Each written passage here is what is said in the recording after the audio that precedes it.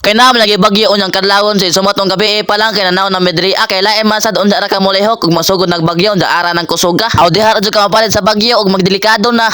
Una kay gabi na lagi say sumatong natog na medria unsa pag alas 3 dahil say kay nakamata ko diri kay nagsugod na magbagyo nga arang kusugag hangin diri agi waras-waras ug atop diri aba pero atik ra. Bitaw say may mata na ko ni aba kay basin nay kusog jud kadug hangin say ba matangtang atop diri sa among gitawnan aw matik aw wargi hapon. Aw anak man na lagi handa ba. Aw anak ko. Pero maayo kaya Choy no kay wala ra nakaagi ang bagyo diri sa Bohol na kinakalikayan ra ba kay pag-update mo nga gabi Choy kay ara mo giguag Bohol Choy kay basin pong pareha na sad sa audit ba aw ana man na.